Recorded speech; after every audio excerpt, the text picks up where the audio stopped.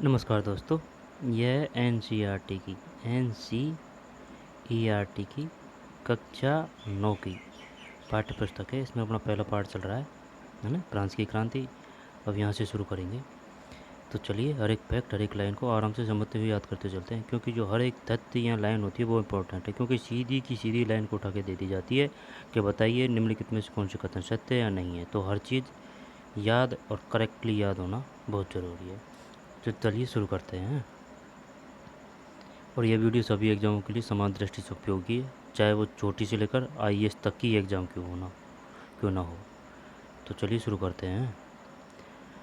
France में राजतंत्र का उन्मूलन और गणतंत्र की स्थापना।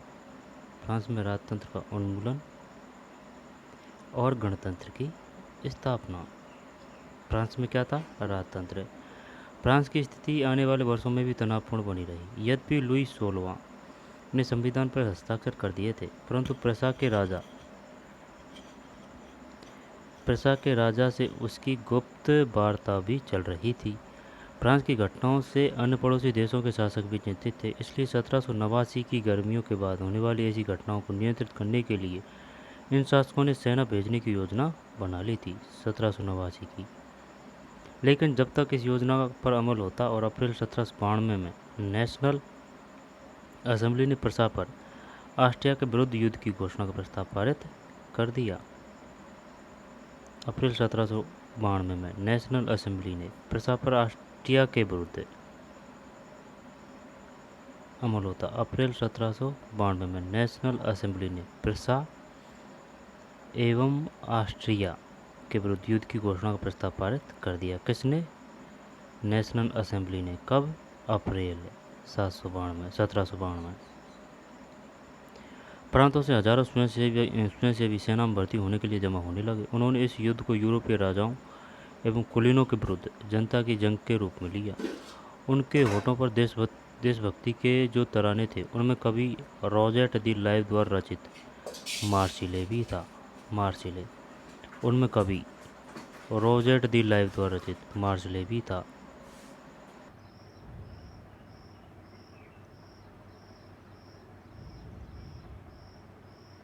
युद्ध की घोषणा कब हुई थी? अप्रैल 1792 में। किसने की थी?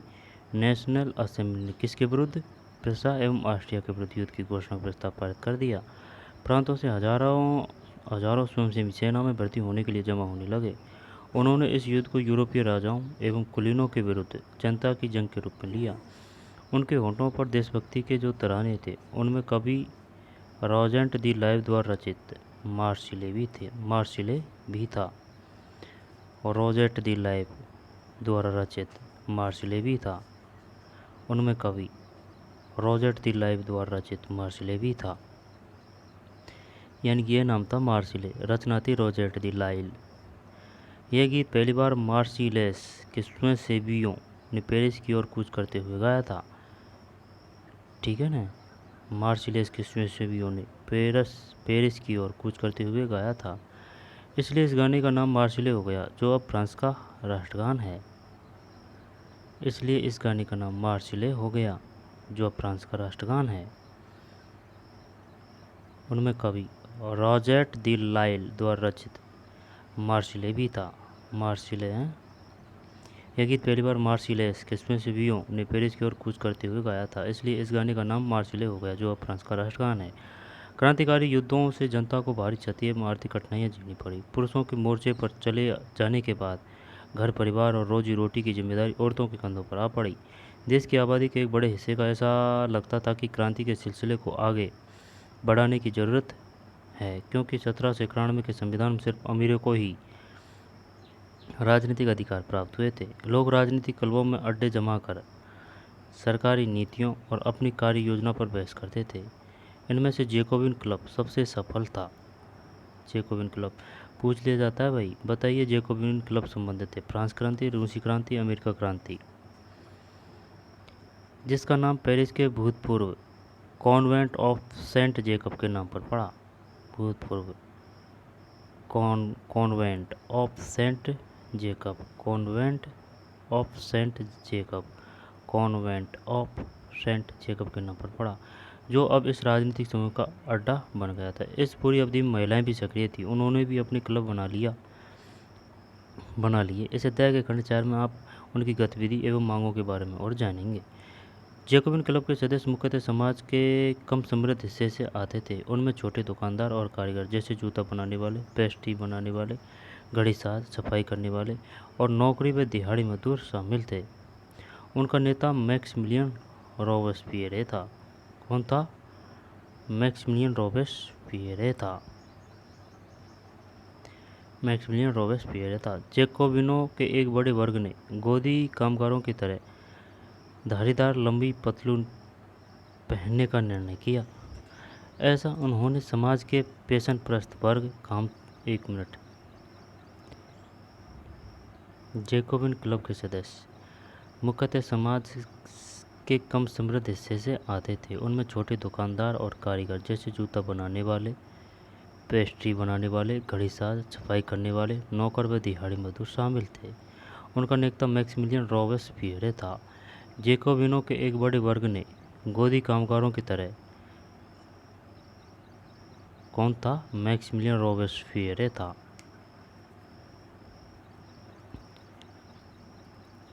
मैक्सिमिलियन रोबेस्पियरे। जैकोबिनों के एक बड़े वर्ग ने गोदी कामगारों की तरह धारीदार लंबी पतलून पहनने का निर्णय किया। ऐसा उन्होंने समाज के पेंशन परस्त वर्ग, खासतौर से घुटने तक पहने जाने वाले ब्रीचेस, घुटना पहनने वाले कुलीनों से खुद को अलग करने के लिए किया। ऐसा उन्होंने समाज के फैशन परस्त वर्ग, खासतौर से घुटने तक पहने जाने वाले ब्रीचेस किसको बोलते हैं? घुटना यानी पजामा, घुटने तक आधा पहनने वाले कुलीनों में खुद को अलग करने के लिए किया। यह ब्रीचेस पहनने वाले कुलीनों की सतत समाप्ति के ऐलान का उनका तरीका था।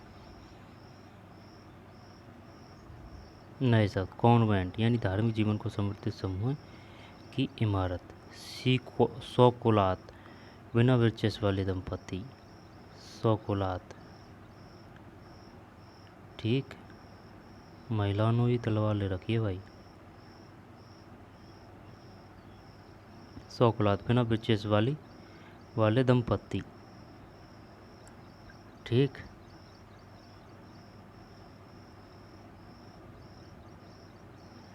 नानिन वाले लिबर्टी स्वतंत्रता। यदि किसी महिला कलाकार द्वारा रचित दुर्लभ चित्रों में से एक क्रांतिकारी घटना के बाद महिलाओं के लिए संभव हो गया कि वे स्थापित चित्रकारों के साथ प्रशिक्षण प्राप्त कर सकें और हर 2 साल में लगने वाली सैलोन नामक नुमाइश में अपने चित्रों को प्रदर्शित कर सकें। यह तस्वीर स्वतंत्रता का नारी रूपक है, अर्थात नारी आकृति स्वतंत्रता का प्रतीक है।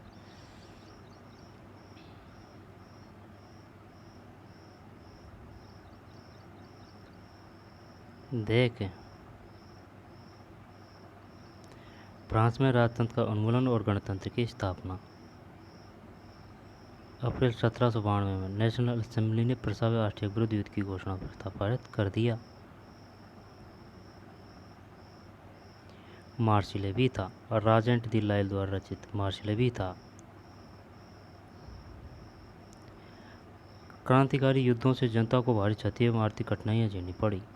पुरुषों के मोर्चों पर चले जाने के बाद है ना, ये हो गया 1791 के संविधान ने सिर्फ अमीरों को ही राजनीतिक अधिकार प्राप्त हुए। 1791 के अमीरों को ही, और अपनी कार्य योजना पर बहस करते रहे। लोग राजनीतिक लोगों में अड्डा जमा कर सरकारी नीतियों और अपनी कार्य योजना पर बहस करते थे। इनमें से जैकोबिन क्लब सबसे सफल था, जिसका नाम पेरिस के भूतपूर्व कॉन्वेंट ऑफ सेंट जेकब के नाम पर पड़ा, जो अब इस राजनीतिक समूह का अड्डा बन गया। इस पूरी अवधि में महिलाएं भी सक्रिय थी, उन्होंने भी अपने क्लब बना लिए। इस अध्याय के खंड 4 में आप उनकी गतिविधियों एवं मांगों के बारे में और जानेंगे। जैकोबिन क्लब के सदस्य मुख्यतः समाज के कम समृद्ध हिस्से से आते थे। कम समृद्ध, इनमें छोटे दुकानदार और कारीगर जैसे जूता बनाने वाले, पेस्ट्री बनाने वाले, घड़ीसाज, सफाई करने वाले, नौकर व दिहाड़ी मजदूर शामिल थे। उनका नेता मैक्सिमिलियन रोबेस्पियरे था। जैकोबिनों के एक बड़े वर्ग ने मोदी कामगारों की तरह धारीदार लंबी पतलून पहनने का निर्णय किया।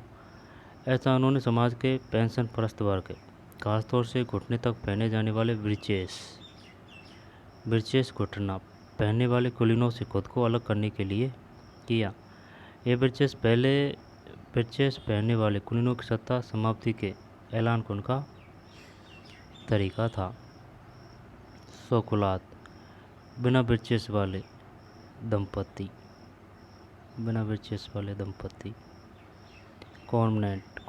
कॉन्वेंट धार्मिक जीवन को समर्पित समूह की इमारत। नानिन वाले लिबर्टी स्वतंत्रता। यदि किसी महिला कलाकार द्वारा रचित दुर्लभ चित्रों में से एक है। क्रांतिकारी घटनाक्रम के बाद महिलाओं के लिए यह संभव हो गया कि वे स्थापित चित्रकारों के साथ प्रशिक्षण प्राप्त कर सके और हर 2 साल में लगने वाली सैलून नामक नुमाइश में अपने चित्रों को प्रदर्शित कर सके। यह तस्वीर स्वतंत्रता पर नारी रूपक है, अर्थात नारी आकृति स्वतंत्रता का प्रतीक है। नानिन वाले लिबर्टी स्वतंत्रता।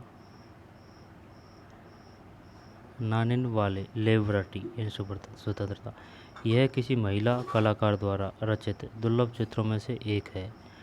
क्रांतिकारी घटनाक्रम के बाद महिलाओं के लिए यह संभव हो गया कि वे स्थापित चित्रकारों के साथ प्रशिक्षण प्राप्त कर सके और हर 2 साल में लगने वाली सैलून नामक नुमाइश में अपने चित्रों को प्रदर्शित कर सके। यह तस्वीर स्वतंत्रता पर नारी रूपक है, अर्थात नारी आकृति स्वतंत्रता का प्रतीक है। इसे जैकोबिनो सोकुलात, ये चित्र है भाई उस समय का बनाया गया है।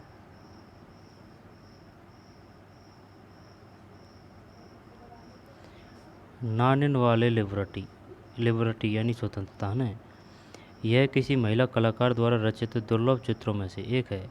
क्रांतिकारी घटनाक्रम के बाद महिलाओं के लिए संभव हो गया कि वे स्थापित चित्रकारों के साथ प्रशिक्षण प्राप्त कर सके और हर 2 साल में लगने वाली सैलून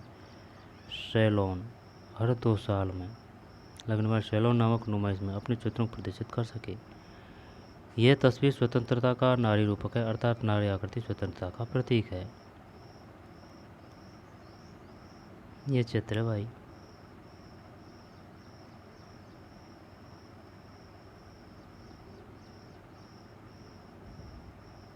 ठीक है, यहाँ थे अपना ना ऐलान उनका तरीका था, सत्ता समाप्ति के ऐलान का उनका तरीका था। इसलिए जैकोबिनो को सोकुलात के नाम से जाना गया, जिसका शाब्दिक अर्थ होता है बिना घुटने वाले। सोकुलात पुरुष लाल रंग की टोपी भी पहनते थे, जो स्वतंत्रता का प्रतीक थी, लेकिन महिलाओं को ऐसा करने की अनुमति नहीं थी। सोकुलात सोकुलोत इसका शाब्दिक अर्थ होता है बिना घुटने वाले। सोकुलात पुरुष लाल रंग की टोपी भी पहनते थे, जो स्वतंत्रता का प्रतीक थी, लेकिन महिलाओं को ऐसा करने की अनुमति नहीं थी। सन 1792 की गर्मियों में जैकोबिनो ने खाद्य पदार्थों की महंगाई एवं अभाव से नाराज पेरिस वासियों को लेकर एक विशाल हिंसक विद्रोह की योजना बनाई। 10 अगस्त की सुबह उन्होंने ट्यूलेरिये के महल पर धावा बोल दिया था। राजा के रक्षकों को मार डाला और खुद राजा को कई घंटों तक बंधक बनाए रखा। सन 1792 की गर्मियों में जैकोबिनो ने खाद्य पदार्थों की महंगाई एवं अभाव से नाराज पेरिस वासियों को लेकर एक विशाल हिंसक विद्रोह की योजना बनाई। ठीक है, 10 अगस्त की सुबह उन्होंने ट्यूलेरिये के महल पर धावा बोल दिया, राजा के रक्षकों को मार डाला और खुद राजा को कई घंटों तक बंधक बनाए रखा। बाद में असेंबली ने शाही परिवार को जेल में डाल देने का प्रस्ताव पारित किया। कब की बात है? 10 अगस्त की सुबह उन्होंने ट्यूलेरिये के महल पर धावा बोल दिया, राजा के रक्षकों को मार डाला और खुद राजा को कई घंटों तक बंधक बनाए रखे। बाद में असेंबली ने शाही परिवार को जेल में डाल देने का प्रस्ताव पारित किया। नए चुनाव कराए गए 21 वर्ष से अधिक उम्र वाले सभी पुरुष, चाहे उनके पास संपत्ति हो या नहीं, को मतदान का अधिकार दिया गया। कितनी? 21 वर्ष, पहले 25 वर्ष थी शायद। नवनिर्वाचित असेंबली को कन्वेंशन का नाम दिया गया। किसका नाम दिया गया? कन्वेंशन का। और 21 सितंबर 1792 को इसने राजतंत्र कर दिया।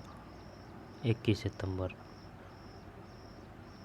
और फ्रांस को एक गणतंत्र घोषित किया। जैसा कि आप जानते हैं, गणतंत्र सरकार वह रूप है जहां सरकार एवं उसके प्रमुख का चुनाव जनता करती है। यह वंशानुगत राजशाही नहीं है। आप कुछ अन्य गणतांत्रिक देशों के बारे में जानकारी प्राप्त करने की कोशिश करें और देखें कि कब और कैसे गणतंत्र बने।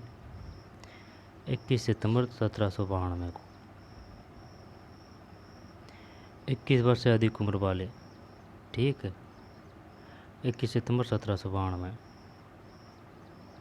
लुई 16वें को न्यायालय द्वारा देशद्रोह के आरोप में मौत की सज़ा सुना दी गई और 21 जनवरी 1793 को प्लेस डी लॉ कॉनकॉर्ड में उसे सार्वजनिक रूप से फांसी दे दी गई। जल्दी रानी मेरी एंटोनेट का वही असर हुआ।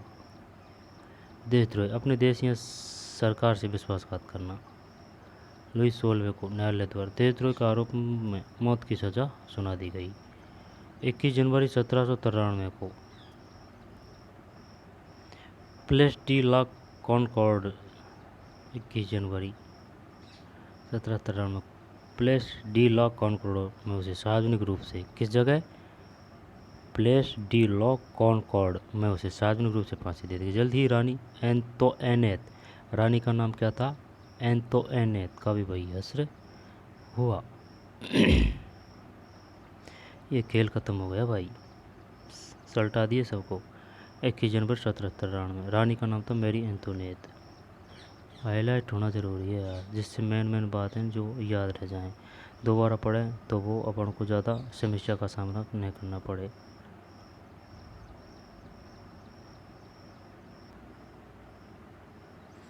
ठीक, दोबारा देखते हैं भाई। ये शुरू किया है अपन ने, फ्रांस में राजतंत्र का उन्मूलन और गणतंत्र की स्थापना।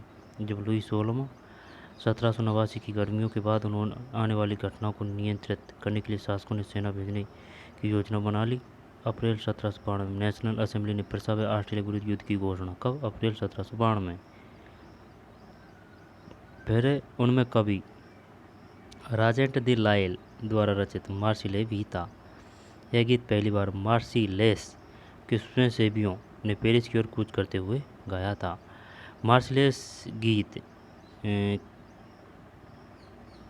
स्वयंसेवियों ने किसकी ओर कूच करते हुए गाया था, पेरिस की ओर। फिर 1791 के संविधान से सिर्फ अमीरों को ही राजनीतिक अधिकार प्राप्त हुए थे। 1791 में जैकोबिन क्लब के सदस्य मुख्यतः समाज के कम समृद्ध हिस्से से आते थे। खासतौर से घुटने तक पहने जाने वाले ब्रीचेस यानी घुटना पहनने वाले कुलीनों से खुद को अलग करने के लिए किया। इनका पूरा पजामा था भाई, ठीक है। सोकलात, बिना ब्रीचेस वाले दंपति। कॉन्वेंट, धार्मिक जीवन को समर्पित समूह की इमारत। नॉन इन वाले लिबर्टी, स्वतंत्रता। इस चित्र को ध्यान से देखें और उन वस्तुओं की सूची बनाएं जिन्हें अपने राजनीतिक प्रतीकों के रूप में बॉक्स 1 में देखा। लाल टोपी, टूटी हुई जंजीरें, जड़ों का बर्छीदार गट्टर, अभी अधिकारों का घोषणा पत्र। पिरामिड समानता का प्रतीक है जिसे अक्सर एक त्रिभुज के रूप में दिखाया जाता है। इन प्रतीकों की सहायता से चित्र की व्याख्या करें। स्वतंत्रता की प्रतिमूर्ति, इस महिला मूर्ति के बारे में आपके क्या विचार हैं। लाल टोपी, टूटी हुई जंजीर, जड़ों का बर्छीदार गट्टर, अधिकारों का घोषणा पत्र। पिरामिड समानता का प्रतीक है जिसे अक्सर एक त्रिभुज के रूप में दिखाया जाता था, ठीक।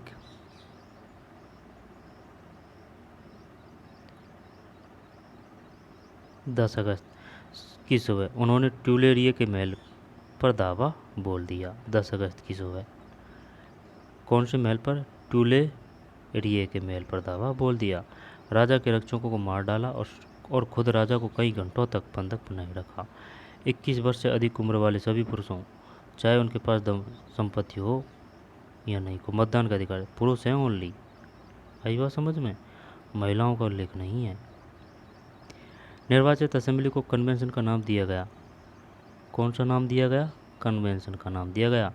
21 सितंबर 1792 को इसने राजतंत्र का अंत कर दिया। कब, 21 सितंबर 1792 को, और अंत कर दिया और फ्रांस को एक गणतंत्र घोषित किया। जैसा कि आप जानते हैं, गणतंत्र सरकार का वह रूप है जहां सरकार एवं उसके प्रमुख का चुनाव जनता करती है। वह वंशानुगत रास्ता ही नहीं है। आप कुछ अन्य गणतांत्रिक देशों के बारे में जानकारी प्राप्त करने की कोशिश करें और देखें कि कब और कैसे गणतंत्र बने। लुई 16वें को न्यायालय द्वारा देशद्रोह के आरोप में मौत की सज़ा सुना दी गई। 21 जनवरी 1793 21 जनवरी 1793 को प्लेस डी ला कॉनकॉर्ड में उसे सार्वजनिक रूप से फांसी दे दी गई। कौन सी जगह दी गई थी? Place D la Concorde.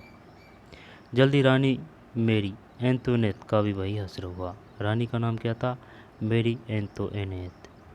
किस जगह दी गई थी फांसी? प्लेस डी ला कॉनकॉर्ड में। नए शब्द: देशद्रोह, अपने देश या सरकार से विश्वासघात करना। अब है आतंक का राज्य। ठीक, आतंक का राज्य कुछ रहा थोड़ी है। आतंक का राज्य है।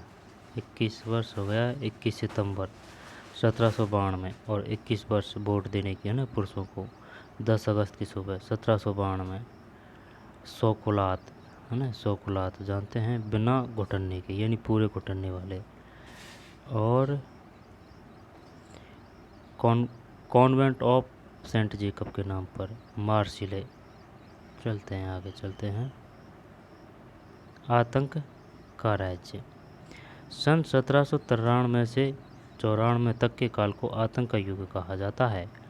और क्वेश्चन देगा, बताइए आतंक का काल कहा जाता है 1793 से 1794, 1796, 1797, 1789 से 1791। कुछ ऐसे आएगा। 1793, 1794 आतंक का युग कहा जाता है।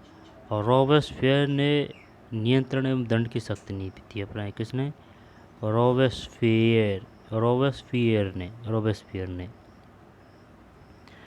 नियंत्रण एवं दंड की सख्त नीति अपनाई। उसके हिसाब से गणतंत्र के जो भी शत्रु थे, कुलीन एवं पादरी, अन्य राजनीतिक दलों के सदस्य, उसकी कार्यशैली से असहमति रखने वाले पार्टी सदस्य, उन सभी को गिरफ्तार कर जेल में डाल दिया गया और एक क्रांतिकारी न्यायालय द्वारा उन पर मुकदमा चलाया गया। यदि न्यायालय उन्हें दोषी पाता तो गिलोटिन पर चढ़ाकर उनका सिर कलम कर दिया जाता था। गिलोटिन 2 खम्भों के बीच लटकते आरे वाली मशीन था जिस पर रखकर अपराधी का सिर धड़ से अलग कर दिया जाता था। इस मशीन का नाम इसके आविष्कारक डॉक्टर गिलोटिन के नाम पर पड़ा। रॉबेस्पियर सरकार ने कानून बनाकर मजदूरी एवं कीमतों की अधिकतम सीमा तय कर दी। गोश्त एवं पाव रोटी की राशनिंग कर दी गई। किसानों को अपना अनाज शहरों में ले जाकर सरकार द्वारा तय कीमत पर बेचने के लिए बाध्य किया गया। किसानों को अपना अनाज शहरों में ले जाकर अपेक्षाकृत महंगे सफ़ेद आटे के इस्तेमाल पर रोक लगा दी गई। महंगे सफ़ेद आटे के इस्तेमाल पर। अच्छा, सभी नागरिकों के लिए साबुत गेहूं से बनी और बराबरी का प्रतीक मानी जाने वाली समता रोटी खाना अनिवार्य कर दिया गया। बोलचाल और संबोधन में भी बराबरी का आचार व्यवहार लागू करने की कोशिश की गई। परंपरागत मनुष्योर महाशय एवं मदाम महोदया, यानी कि महाशय को बोला जाता था मनुष्योर और महोदया को मदाम के स्थान पर अब सभी फ्रांसीसी पुरुषों एवं महिलाओं को सीतोयेन नागरिक एवं सीतोयिन नागरिका नाम से संबोधित किया जाने लगा। अच्छा, मनुष्योर महाशय एवं मदाम महोदया के स्थान पर अब सभी फ्रांसीसी पुरुषों एवं महिलाओं को सियोतैन यानी कि एक तो नागरिक है ना और सियोतिन नागरिका नाम से संबोधित किए जाने लगे। चर्चों को बंद कर दिया गया और उनके भवनों को बेरक या दफ्तर बना दिया गया। बेरक यानी छावनी वगैरह। रॉबेस्पियर ने अपनी नीतियों को इतनी सख्ती से लागू किया कि उसके समर्थक ही त्राही त्राही करने लगे। अंततः जुलाई 1794 में न्यायालय द्वारा उसे दोषी ठहराया गया और गिरफ्तार करके अगले ही दिन उसे गिलोटिन पर चढ़ा दिया गया। ये बढ़िया किया भाई। अंततः जुलाई 1794 में जो क्रांतिकारी था ना, उसके लिए वो काम कर रहा था, उन्होंने ही चढ़ा दिया उसको, क्योंकि वो उसकी ही चला रहा था। ठीक, जुलाई 1794 में चढ़ा दिया गया। वही, वो तो एक तरह से तानाशाही होगा लोकतंत्र की जगह। क्रियाकलाप: डिसमोलिन्स और रॉबespierre के विचारों की तुलना करें। राज्य शक्ति के प्रयोग से दोनों का क्या तात्पर्य है? निरंकुशता के विरुद्ध स्वतंत्रता की लड़ाई से रॉबespierre का क्या मतलब है? डेसमोलिन्स स्वतंत्रता को कैसे देखता है? एक बार फिर स्रोत क्या देखें। व्यक्तिगत अधिकारों के संविधान में कौन से प्रावधान थे? इस विषय पर अपनी कक्षा में चर्चा करें। स्रोत क्या देखें। स्वतंत्रता लिबर्टी क्या है? दो परस्पर विरोधी विचार।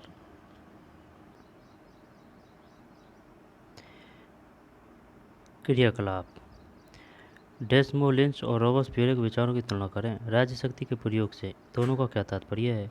निरंकुशता के विरुद्ध स्वतंत्रता की लड़ाई से रॉबespierre का क्या मतलब है? निरंकुशता के विरुद्ध स्वतंत्रता की लड़ाई से रॉबespierre का क्या मतलब है? डेसमोलिन्स स्वतंत्रता को कैसे देखता है? एक बार फिर स्रोत क्या देखें। डेसमोलिन्स और रॉबespierre के विचारों की तुलना करें। राज्य शक्ति के प्रयोग से दोनों का क्या तात्पर्य है? निरंकुशता के विरुद्ध स्वतंत्रता की लड़ाई से रॉबespierre का क्या मतलब है? डेसमोलिन्स स्वतंत्रता को कैसे देखता है? डेसमोलिन्स। एक बार फिर स्रोत गए देखें। व्यक्तिगत अधिकारों के बारे में संविधान में कौन से प्रावधान थे? इस विषय पर अपनी कक्षा में चर्चा करें। यार ये डेसमोलिन्स पढ़ा नहीं भाई। डेसमोलिन्स ठीक। देशद्रोह। चलो आगे चलते हैं ना। स्वतंत्रता लिबर्टी क्या है? दो परस्पर विरोधी विचार। क्रांतिकारी पत्रकार कैमिलो डेसमोलिन्स ने सन 1793 में यह लिखा कि पत्रकार था भाई ये, आई समझ में, क्रांतिकारी पत्रकार डेसमोलिन्स। इसके कुछ ही दिनों बाद आतंक राज के दौरान उसे फांसी दे दी गई। कुछ लोगों का मानना है कि स्वतंत्रता एक शिशु के समान है जिसे परिपक्व होने तक अनुशासन की अवस्था से गुजरना आवश्यक है, पर सत्य कुछ और है। स्वतंत्रता सुख शांति है, विवेक है, समानता एवं न्याय है। यह अधिकारों का घोषणा पत्र है। आप शायद अपने सभी दुश्मनों का सिर काट देना। दोबारा देख लो भाई, है ना भाई। देख जल्दीबाजी है नहीं है, हर एक लाइन याद होनी चाहिए। अब याद ही नहीं होंगे, पढ़ते जाएंगे तो उससे क्या लेना देना है, नहीं है बात। लिबर्टी है ना, ये तो कोई दिक्कत नहीं। लेकिन ये आ गया भाई। डेसमोलिन्स कौन था? एक पत्रकार था, आई बात समझ में, जो भी क्रांतिकारी। सन 1793 में यह लिखा कि इसके कुछ ही दिनों बाद आतंक राज्य के दौरान उसे फांसी दे दी गई। कुछ लोगों का मानना है कि स्वतंत्रता एक शिशु के समान है जिसे परस्पर जिसे परिपक्व होने तक अनुशासन की अवस्था से गुजरना आवश्यक है, पर सत्य कुछ और है। स्वतंत्रता सुख शांति है, विवेक है, समानता एवं न्याय है। यह अधिकारों का घोषणा पत्र है। आप शायद अपने सभी दुश्मनों का सिर काट देना चाहते हैं। क्या इससे बड़ी मूर्खता हो सकती है? बात तो सही है। क्या किसी एक व्यक्ति को उसके दसियों संगे संबंधियों को दुश्मन बनाए बिना फांसी के तख्ते तक लाना संभव है? दुश्मन बनाए बिना फांसी के तख्ते तक लाना संभव है। 7 फरवरी 1794 को रॉबespierre ने कन्वेंशन में भाषण दिया, जो ले मोनितेर यूनिवर्सल अखबार में छपा 1794। उसी भाषण का एक अंश, लोकतंत्र को स्थापित और सुदृढ़ करने के लिए संविधान सम्मत शांतिपूर्ण शासन के लिए हमें सबसे पहले अत्याचारी निरंकुशता के विरुद्ध स्वतंत्रता की लड़ाई को अंतिम परिणति तक पहुंचाना होगा। गणतंत्र के घरेलू एवं बाहरी दुश्मनों का विनाश करना आवश्यक है, अन्यथा हम खुद नष्ट हो जाएंगे। क्रांति के दौर में लोकतांत्रिक सरकार आतंक का सहारा ले सकती है। आतंक बस कठोर तुरंतता और अन्यम न्याय है। आतंक बस कठोर तुरंतता तुरंतता और अन्यम न्याय है, जिसका प्रयोग पितृभूमि की अत्यावश्यक जरूरतों को पूरा करने के लिए किया ही जाएगा। आतंक के जरिए स्वतंत्रता के दुश्मनों पर अंकुश लगाना गणतंत्र के संस्थापक का अधिकार है।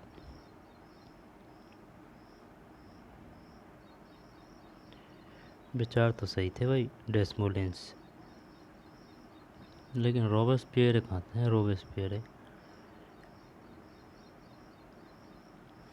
क्रांतिकारी सरकार के अनेक प्रकार से जनता की वफादारी हासिल करना चाहिए क्रांतिकारी सरकार ने।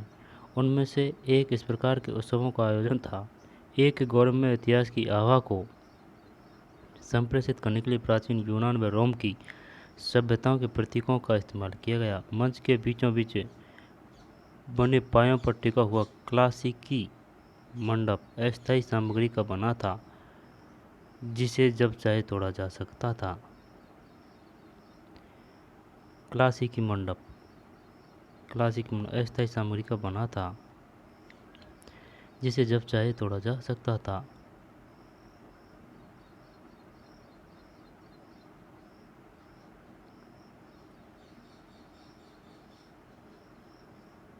अच्छा, ये मंडप है भाई।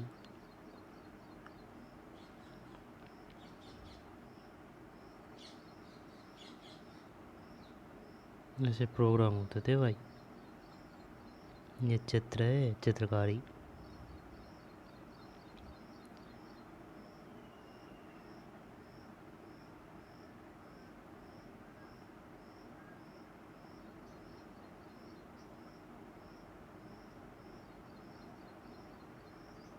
नानिन वाले लिबर्टी स्वतंत्रता।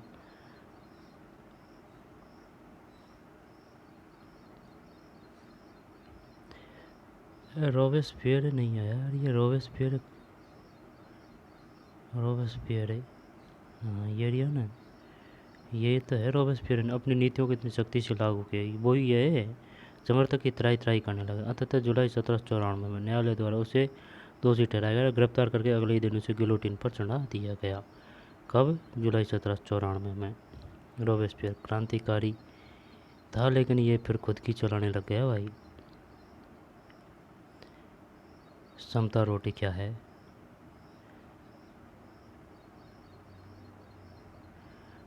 परंपरागत मॉइस्चर एवं बादाम के स्थान पर अब सियोतैन और सियोतीन।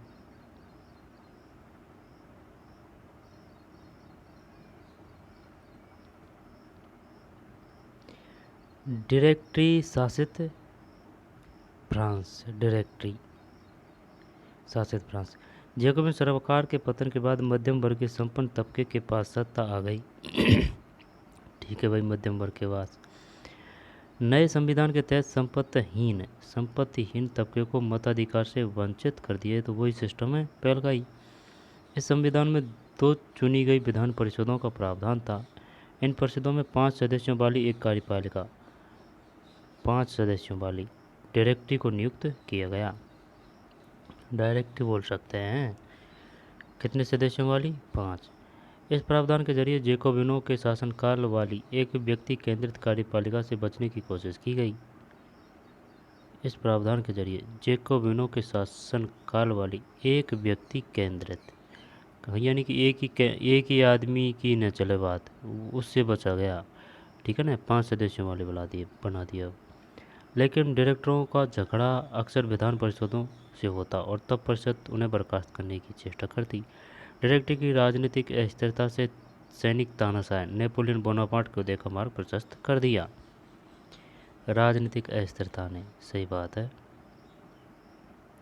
सैनिक तानाशाह सरकार के स्वरूप में इन सभी परिवर्तनों के दौरान स्वतंत्रता, विधि सम्मत, समानता, बंधुत्व प्रेरक आदर्श बने रहे। इन मूल्यों ने आगामी सदी में न सिर्फ फ्रांस बल्कि बाकी यूरोप के राजनीतिक आंदोलनों को भी प्रेरित किया। क्रियाकलाप। यहाँ चित्रित जनसमूह, उनकी वेशभूषा, भूमिका एवं क्रियाकलाप का वर्णन करें। इस चित्र से क्रांतिकारी उत्सवों की कैसी छवि बनती है? इसमें याद करने लायक क्या है? इसमें याद करने लायक ये है भाई, 5 सदस्यों वाली बनाई थी कार्यपालिका, जिसे बोला जाता था डायरेक्टरी। लेकिन ये पांचों में अस्थायी सरकारी यानी राजनीतिक अस्थिरता थी। फिर तानाशाह आ गया नेपोलियन बोनापार्ट। क्या महिलाओं के लिए भी क्रांति हुई? चल पड़ते हैं। ये चित्र है भाई उस समय का।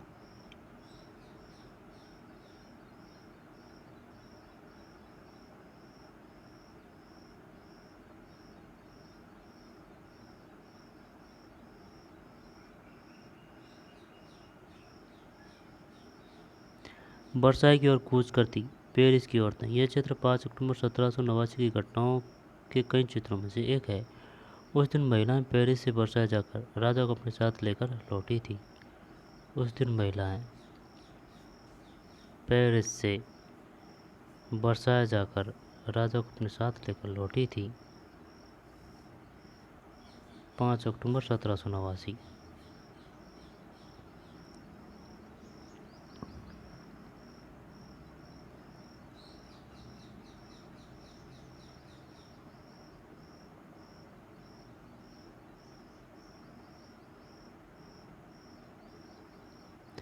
महिलाएं शुरू से ही फ्रांसीसी समाज में इतने अहम परिवर्तन लाने वाली गतिविधियों में सक्रिय रूप से शामिल थी। उन्हें उम्मीद थी कि उनकी भागीदारी क्रांतिकारी सरकार को उनका जीवन सुधारने हेतु ठोस कदम उठाने के लिए प्रेरित करेगी। तीसरे स्टेटस की अधिकांश महिलाएं जीविका निर्वाह के लिए काम करती थी। वे सिलाई बुनाई, कपड़ों की धुलाई करती थी, बाजारों में फल फूल सब्जियां बेचती थी अथवा संपन्न घरों में घरेलू काम करती थी। बहुत सारी महिलाएं वेश्यावृत्ति करती थी। अधिकांश महिलाओं के पास पढ़ाई लिखाई तथा व्यावसायिक प्रशिक्षण के मौके नहीं थे। केवल कुलीनों की लड़कियां अथवा तीसरे स्टेट के धनी परिवारों की लड़कियां ही कॉन्वेंट में पढ़ पाती थी। कॉन्वेंट में भेदभाव था। केवल कुलीनों की लड़कियां अथवा तीसरे स्टेट के धनी परिवारों की लड़कियां ही कॉन्वेंट में, ये शायद विद्यालय होगा, इसके बाद उनकी शादी कर दी जाती थी।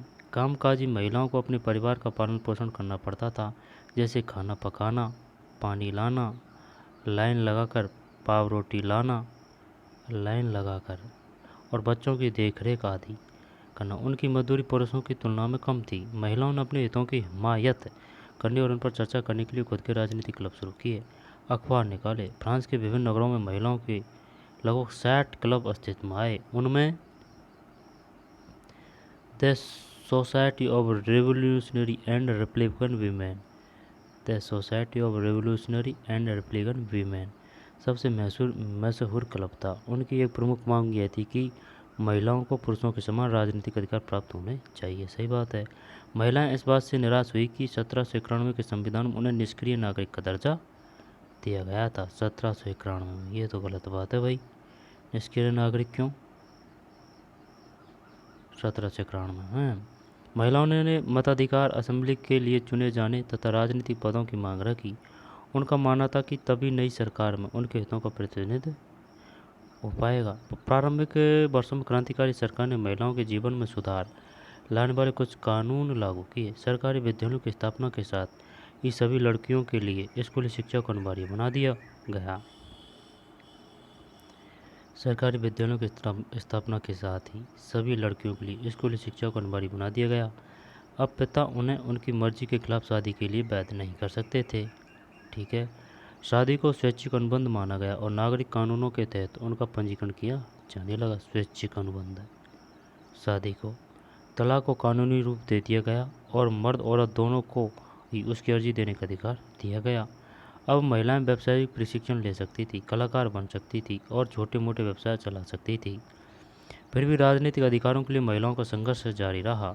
आतंक राज के दौरान सरकार ने महिला क्लबों को बंद करने और उनकी राजनीतिक गतिविधियों पर प्रतिबंध लगाने वाला कानून लागू किया। कई जानी मानी महिलाओं को गिरफ्तार कर लिया गया।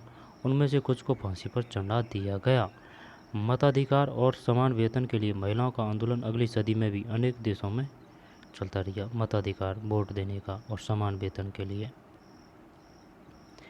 मताधिकार का संघर्ष 19वीं सदी के अंत तक 20वीं सदी के प्रारंभ तक अंतर्राष्ट्रीय मताधिकार आंदोलन के जरिए जारी रहा। क्रांतिकारी आंदोलन के दौरान फ्रांसीसी महिलाओं की राजनीतिक सरगर्मियों को प्रेरक स्मृति के रूप में जिंदा रखा गया। अतः सन 1946 में फ्रांस की महिलाओं ने मताधिकार, और काफ़ी लेट मिला यार, 1946, अपन को तो आज़ाद होते ही मिल गया भाई। अतः सन 1946 में फ्रांस की महिलाओं ने मताधिकार हासिल कर लिया। काफ़ी लंबी चौड़ी लड़ाई लड़ी थी भाई। 1946 में दिया है अधिकार, और अधिकार तो सब थे लेकिन ये वोट देने का ये नहीं था।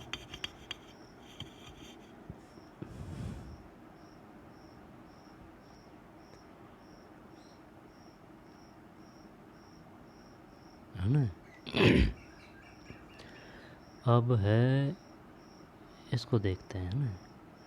क्रांतिकारी महिला ओलंप दे गूंज 1748 से 1793 का जीवन। ओलंप दे गूंज। ओलंप दे गूंज क्रांतिकारी फ्रांस की राजनीतिक रूप से सक्रिय महिलाओं में सबसे महत्वपूर्ण थी। उन्होंने संविधान तथा पुरुष एवं नागरिक अधिकार घोषणा पत्र का विरोध किया, क्योंकि इसमें महिलाओं को मानव मात्र के मूलभूत अधिकारों से वंचित रखा गया था। इसलिए उन्होंने सन 1791 में महिला एवं नागरिक अधिकार घोषणा पत्र पूछ लेगा वो, बताइए पुरुष एवं नागरिक अधिकार घोषणा पत्र कब लाया गया था? 1791 में। आई समझ में?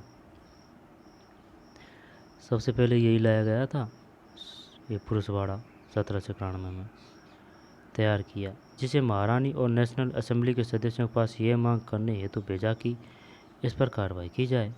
सन 1793 में ओलंप दे गूंज, ओलंपिक, इसके नाम पे तो नहीं पड़ा है भाई, ओलंप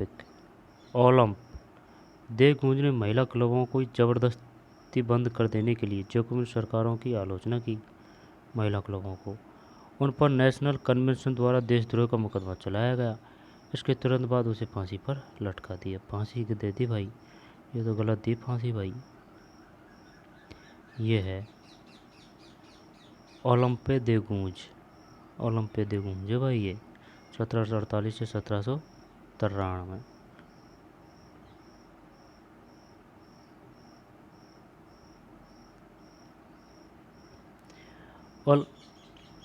ओलंपे दे गूंज के घोषणा पत्र में उल्लेखित कुछ मूलभूत अधिकार। औरत जन्मना स्वतंत्र है और अधिकारों में पुरुष के समान है, यानी जन्मजात स्वतंत्र है और अधिकारों में पुरुष के समान है। दूसरा है, सभी राजनीतिक संगठनों का लक्ष्य पुरुष एवं महिला के नैसर्गिक अधिकारों को संरक्षित करना है। ये अधिकार है स्वतंत्रता, संपत्ति, सुरक्षा और सबसे बढ़कर शोषण के प्रतिरोध का अधिकार। अधिकार तो सब सही थे भाई। समग्र संप्रभुता का स्रोत राष्ट्रनीति है, जो पुरुष एवं महिलाओं के संघ के सिवाय कुछ नहीं है। कानून सामान्य इच्छा की अभिव्यक्ति होनी चाहिए। सभी महिला एवं पुरुष नागरिकों को या तो व्यक्तिगत रूप से या अपने प्रतिनिधियों के माध्यम से विधि निर्माण में दखल होना चाहिए। यह सभी के लिए समान होना चाहिए। सभी महिलाएं एवं पुरुष नागरिक अपनी योग्यता एवं प्रतिभा के बल पर समान रूप से एवं बिना किसी भेदभाव के हर तरह के सम्मान व सार्वजनिक पद के हकदार हैं। सही बात। कोई भी महिलाएं अपवाद नहीं है, वह विधि सम्मत प्रक्रिया द्वारा अपराधी ठहराई जा सकती है, गिरफ्तार और नजरबंद की जा सकती है। पुरुषों की तरह महिलाएं भी इस कठोर कानून का पालन करें।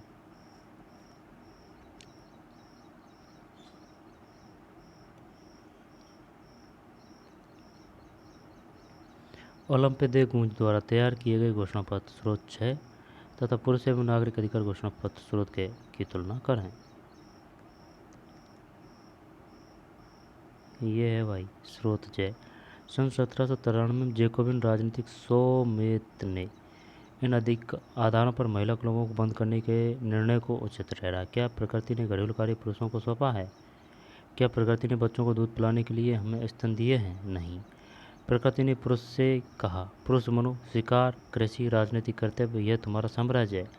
प्रकृति ने महिला से कहा, स्त्री बनो, गृहस्थी के काम, मातृत्व के सुखद दायित्व, यही तुम्हारे कार्य है। पुरुष बनने की इच्छा रखने वाली महिलाएं निर्लज्ज हैं। क्या जिम्मेदारियों का उचित बंटवारा हो नहीं चुका है? ये था भाई, ये यानी कि रूढ़िवादी अंधविश्वासी था, पुरातनवादी।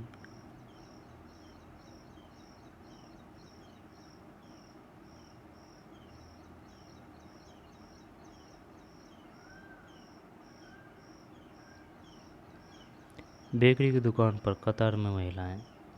कल्पना करें कि आप चित्र 13 की कोई महिलाएं और सोमत स्रोत जय के तर्कों का जवाब दें। सरासर गलत बात है ये। सबको समानता का, स्वतंत्रता का अधिकार है।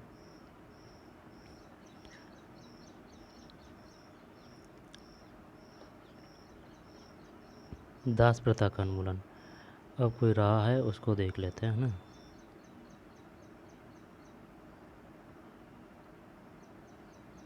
ओलंप दे गूंज, ये थी भाई ओलंप दे गूंज 1748-1793 में।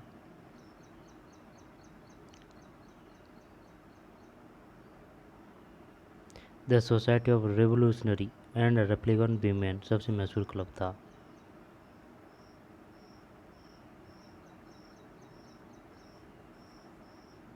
चित्र 12 में अंकित औरतों, उनकी क्रियाओं, उनके हाव भाव, उनके हाथ की वस्तुओं का विवरण दें। गौर से देखें कि क्या वे सभी एक ही सामाजिक वर्ग की लगती है। चित्रकार ने इस आकृति में किन प्रतीकों को शामिल किया है, इन प्रतीकों के क्या मायने हैं। क्या महिलाओं को देखकर लगता है कि वे सार्वजनिक रूप से वही कर रही है जिसकी उनसे उम्मीद की जाती थी। आप क्या सोचते हैं। चित्रकार महिलाओं के साथ या उनके विरोध में खड़ा है। कक्षा में अपनी राय पर विचार विमर्श कीजिए। चित्र 12।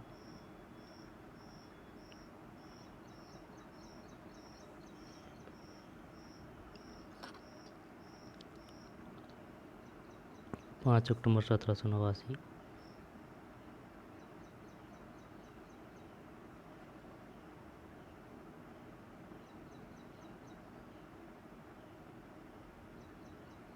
डायरेक्टली शासित फ्रांस। ये था कौन, क्रांतिकारी पत्रकार कैमिल डेसमालिन्स।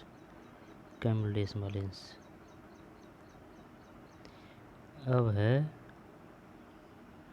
दास प्रथा का उन्मूलन। दास प्रथा का उन्मूलन ये भाई भयंकर तरीके से थी फ्रांस में और बहुत प्राचीन काल से थी। फ्रांसीसी उपनिवेशों में दास प्रथा का उन्मूलन जैकोबिन शासन के क्रांतिकारी सामाजिक सुधारों में से एक था। कैरिबियाई उपनिवेश मार्टिनिक, गौडेलॉप और सैन डोमिंगो तंबाकू, नील, चीनी एवं कॉफ़ी जैसी वस्तुओं के लिए महत्वपूर्ण आपूर्ति करता थे।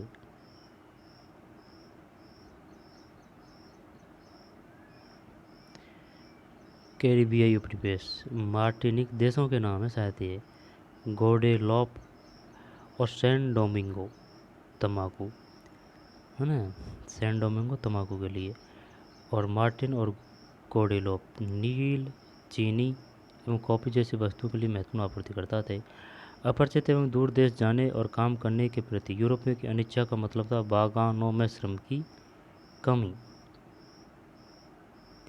इस कमी को यूरोप, अफ्रीका एवं अमेरिका के बीच त्रिकोणीय दास व्यापार द्वारा पूरा किया गया।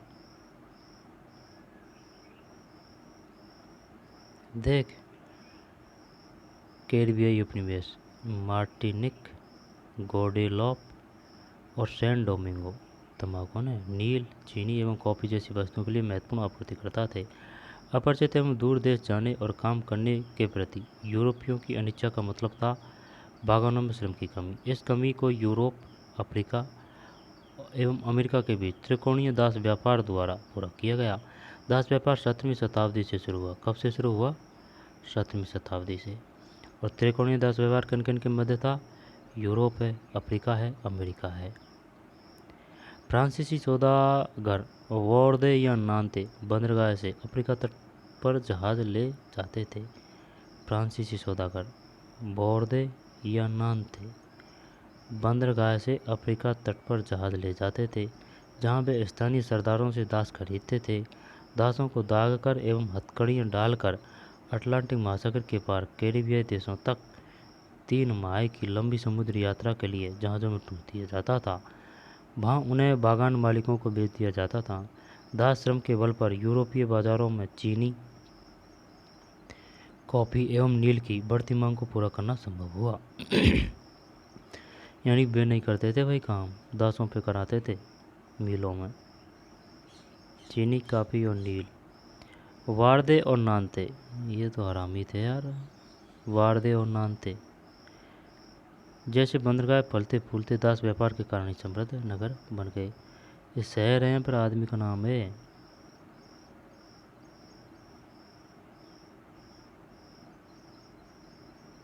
बंदरगाह है वारदे और नानते।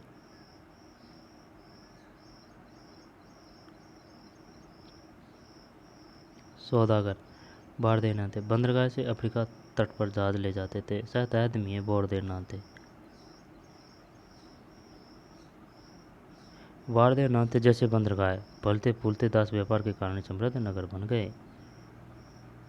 अच्छा,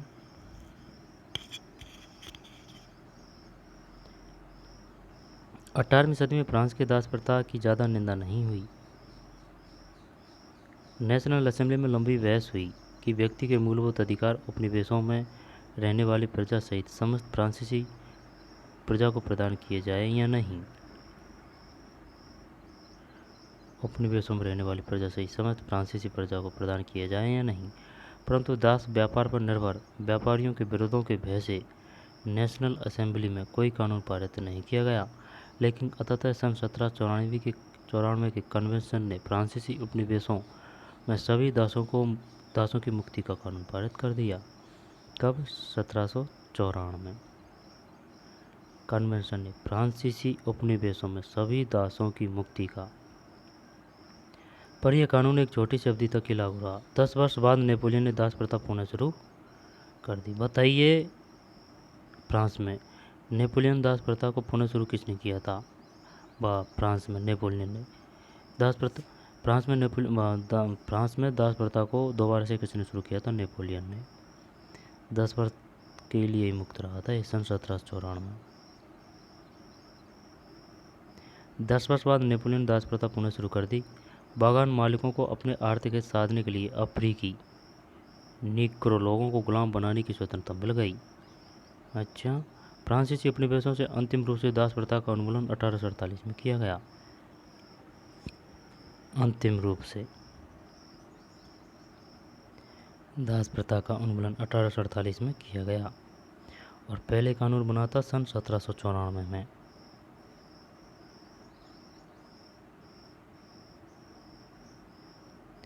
अफ्रीका में किन लोगों को गुलाम बनाया जाता था? नीग्रो। उन्मूलन कब हुआ? 1848।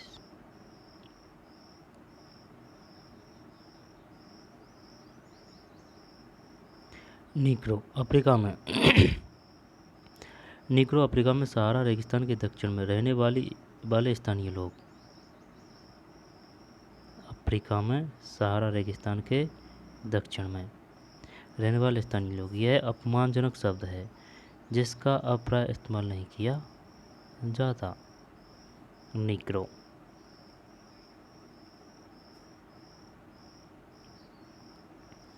दास मुक्ति। सन 1794 के क्षेत्र में दासों की मुक्ति का विवरण है। शीर्ष पर तिरंगे बैनर का नारा है मनुष्य के अधिकार। नीचे अभिलेख कहता है गुलामों की मुक्ति। एक फ्रांसीसी महिला अफ्रीकी एवं अमेरिकी इंडियन दासों को यूरोप के कपड़े देकर उन्हें सभ्य बनाने की चेष्टा कर रही है। 1794। शीर्ष पर तिरंगे बैनर का नारा है मनुष्य के अधिकार। नीचे अभिलेख कहता है कि गुलामों की मुक्ति। ठीक है, ये है भाई।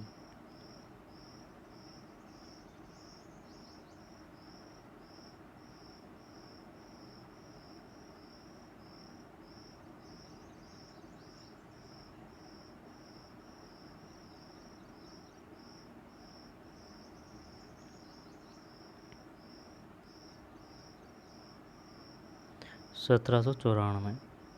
नीग्रो। क्रांति और रोजाना की जिंदगी। क्रांति और रोजाना की जिंदगी। ठीक। क्या राजनीति लोगों का पहनावा, उनकी बोलचाल अथवा उनके द्वारा पढ़ी जाने वाली पुस्तकों को बदल सकती है? क्या राजनीति?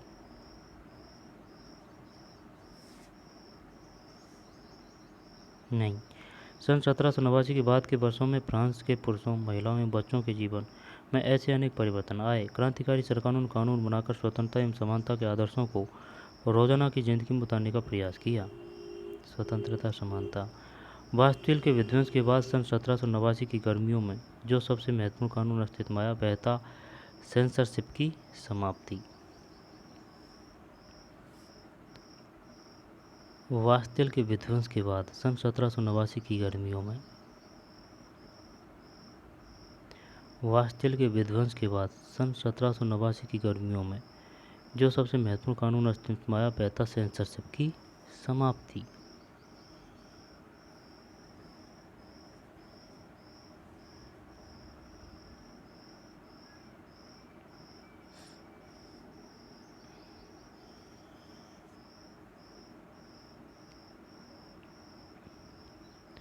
वास्तिल के विध्वंस के बाद सन 1789 की गर्मियों में जो सबसे महत्वपूर्ण कानून अस्तित्व में आया वह था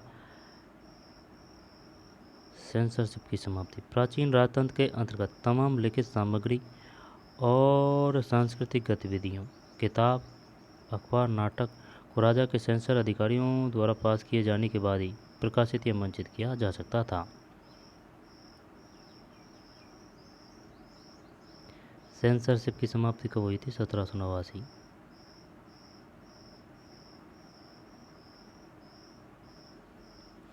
राजा के सेंसर अधिकारियों द्वारा पास किए जाने के बाद ही प्रकाशित या मंचित किया जा सकता था, परंतु अब अधिकारों के घोषणा पत्र ने भाषण एवं अभिव्यक्ति की स्वतंत्रता को नैसर्गिक अधिकार घोषित कर दिया। परिणामस्वरूप फ्रांस के शहरों में अखबारों, पर्चों, पुस्तकों एवं छपी तस्वीरों की बाढ़ आ गई, जहाँ से वह तेजी से गांव देहात तक जा पहुँची।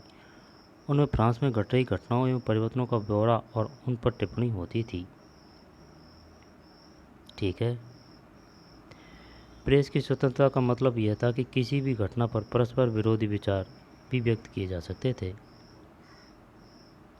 किसी भी घटना पर परस्पर विरोधी विचार भी व्यक्त किए जा सकते थे। प्रिंट माध्यम का उपयोग करके एक पक्ष ने दूसरे पक्ष को अपने दृष्टिकोण से सहमत कराने की कोशिश की। परस्पर विरोधी विचार व्यक्त किए जा सकते थे। ठीक है। प्रिंट माध्यम का उपयोग करके एक पक्ष ने दूसरे पक्ष को अपने दृष्टिकोण से सहमत कराने की कोशिश की। नाटक, संगीत, उत्सवी जुलूसों में असंख्य लोग जाने लगे। स्वतंत्रता और न्याय के बारे में राजनीतिज्ञों एवं दार्शनिकों के पांडित्यपूर्ण लेखन को समझने और से जुड़ने का यह लोकप्रिय तरीका था, क्योंकि किताबों को पढ़ना तो मुट्ठीभर शिक्षितों के लिए ही संभव था। सही है।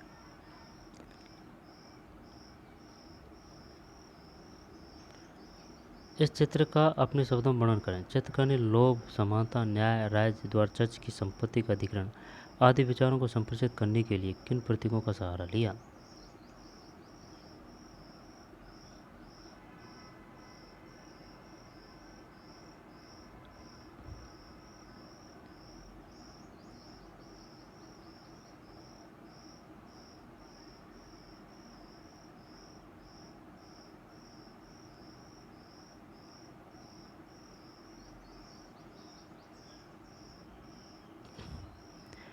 देशभक्त कसरती दाम मशीन, जिसका इस्तेमाल मोटापा घटाने के लिए किया जा सकता था। अज्ञात चित्रकार दोनों बनाया गया। 1790 का यह चित्र न्याय के विचार को व्यवहार में बदलना चाहता है, जिसका इस्तेमाल मोटापा घटाने के लिए किया जा सकता था।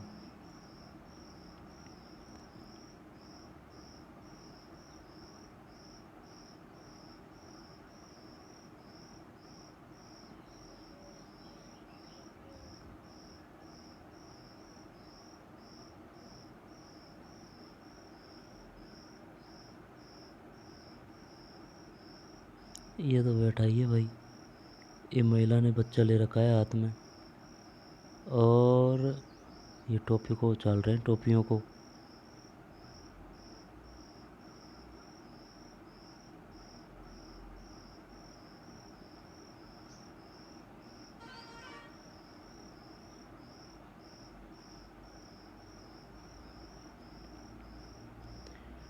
मरा जनता को संबोधित करते हुए लुई लियोपोल्ड वाइली रचित चित्र। इस अध्याय से मरा के बारे में आपको क्या याद है?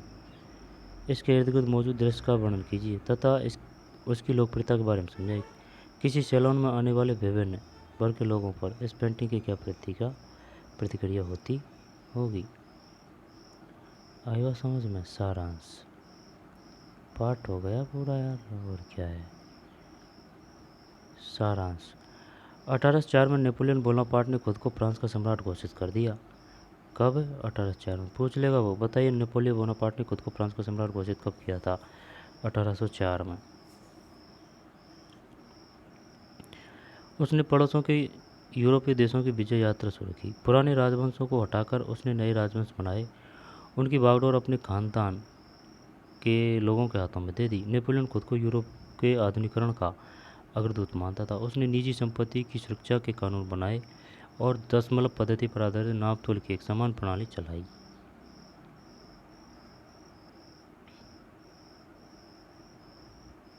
उसने निजी संपत्ति की सुरक्षा के कानून बनाए और दशमलव पद्धति पर आधारित नाप तोल की एक समान प्रणाली चलाई। शुरू शुरू में बहुत सारे लोगों को नेपोलियन मुक्तिदाता लगता था। उससे जनता को स्वतंत्रता दिलाने की उम्मीद थी, पर जल्द ही उसकी सेनाओं को लोग हमलावर मानने लगे। आखिरकार 1815 में वाटरलू में उसकी हार हुई। यूरोप के बाहरी हिस्सों में मुक्ति और आधुनिक कानूनों को फैलाने वाले उसके क्रांतिकारी उपायों का अक्सर उसकी मृत्यु के काफ़ी समय बाद सामने आया। बाकी सब मुक्ति और आधुनिक कानूनों को फैलाने वाले उसके क्रांतिकारी उपायों का असर उसकी मृत्यु के काफ़ी समय बाद सामने आया। आल्प्स पार करता नेपोलियन डेविड द्वारा बनाया गया चित्र।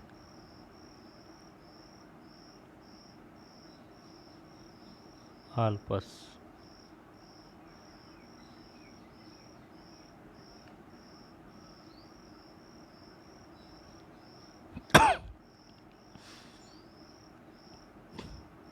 सामने आया।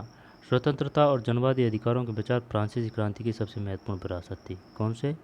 स्वतंत्रता और जनवादी अधिकारों के विचार। ये विचार 19वीं सदी में फ्रांस से निकलकर बाकी यूरोप में फैले और इनके कारण वहाँ सामंती व्यवस्था का नाश हुआ। औपनिवेशिक समाजों ने संप्रभु राष्ट्र राज्य की स्थापना के अपने आंदोलनों में दासता से मुक्ति के विचार को नई परिभाषा दी। टीपू सुल्तान और राजा राम मोहन राय क्रांतिकारी फ्रांस में उपजे विचारों से प्रेरणा लेने वाले दो ठोस उदाहरण थे। टीपू सुल्तान और राजा राम मोहन राय क्रांतिकारी फ्रांस में उपजे विचारों से प्रेरणा लेने वाले दो ठोस उदाहरण थे। बॉक्स। राजा राम मोहन राय उस समय यूरोप में फैल रहे नए विचारों से प्रभावित होने वालों में से एक थे। फ्रांसीसी क्रांति और बाद में जुलाई क्रांति ने उनकी कल्पना को नई धार दी। फ्रांस में 1830 में हुई जुलाई क्रांति के बारे में जानने के बाद वह और किस चीज़ के बारे में बात ही नहीं करते थे। फ्रांस में 1830 में हुई जुलाई क्रांति। फ्रांस में 1830 में हुई जुलाई क्रांति के बारे में जानने के बाद वह और किसी चीज़ के बारे में बात ही नहीं करते थे।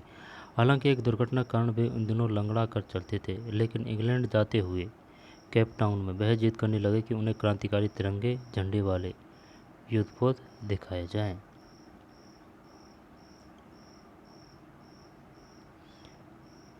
सुशोभन Sarkar notes on the Bengal renaissance 1946। हालांकि एक दुर्घटना के कारण वे उन दोनों लंगड़ा कर चलते थे, लेकिन इंग्लैंड जाते हुए केप टाउन में वह जिद करने लगे कि उन्हें क्रांतिकारी तिरंगे झंडे वाले युद्धपोत दिखाए जाएं। इस अध्याय में आपने जिन क्रांतिकारी व्यक्तियों के बारे में पढ़ा उनमें से किसी एक के बारे में और जानकारी इकट्ठा करें। उस व्यक्ति की संक्षिप्त जीवनी लिखें। फ्रांसीसी क्रांति के दौरान ऐसे अखबारों का जन्म हुआ जिनमें हर दिन और हर हफ्ते की घटनाओं का ब्यौरा दिया जाता था। किसी एक घटना के बारे में जानकारियाँ और तस्वीरें इकट्ठा करें तथा अखबार के लिए एक लेख लिखें। आप चाहें तो मिराबियो, ओलंपस दे गूंज और रॉबespierre के साथ काल्पनिक साक्षात्कार भी कर सकते हैं। आप चाहे तो मिराबियो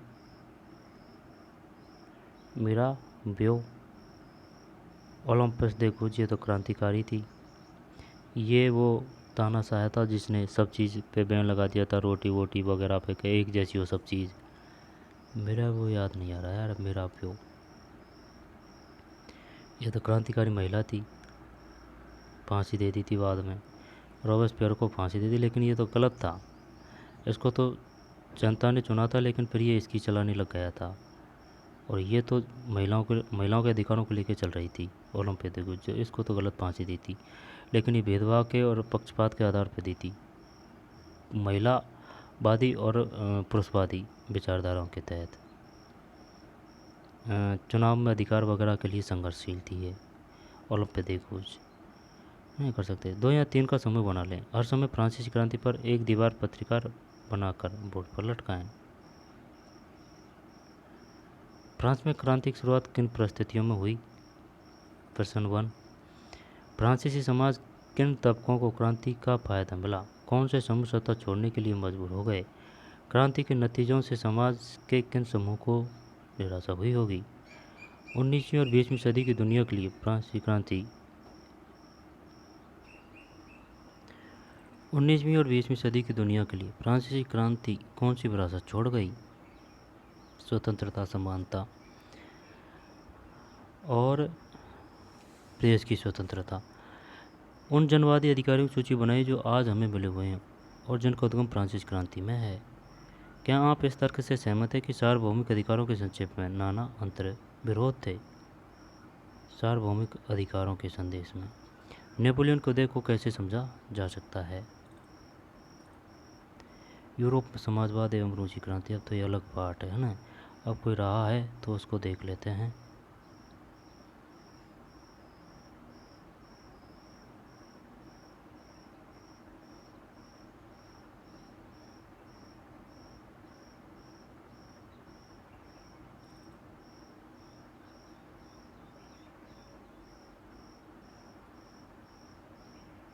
क्रांति और रोजाना की जिंदगी।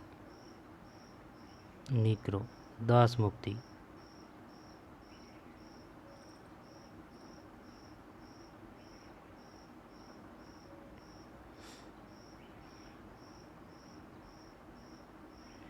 जेकोबिन राजनीतिक सोमेत ने इन अधिकारों पर महिला क्लबों को बंद करने के निर्णय को उचित ठहराया।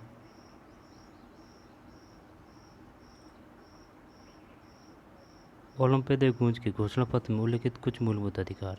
ओलंपिया दे गूंज के घोषणा पत्र निम्न में कौन सी बात, यहाँ पर कौन सा तथ्य नहीं था, यहाँ पर सम्मिलित था?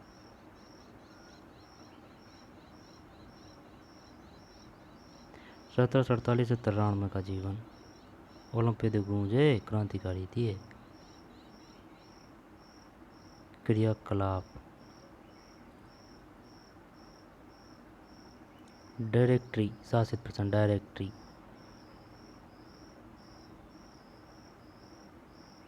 ये था कौन? कैमिल डेस्मोलिन्स। 1793। 21 जनवरी 1793 को प्लेस डी ला कॉनकॉर्ड में उसे सार्वजनिक रूप से फांसी दे दी गई। आई बात समझ में? किस जगह? प्लेस डी ला कॉनकॉर्ड में 21 जनवरी। और रानी का नाम क्या था? मैरी एंतोनेट।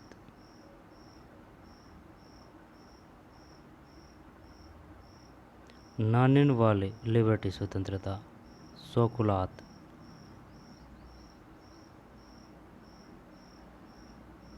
ठीक है, ये पार्ट था भाई। आई बात समझ में? यहाँ से कहीं से भी क्वेश्चन आ सकता है कि बताइए इसका मतलब क्या था।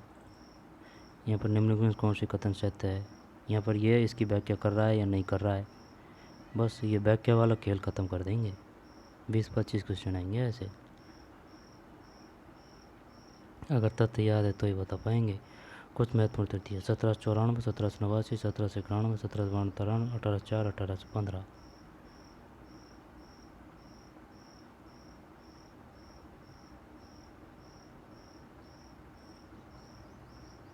जीने का संघर्ष।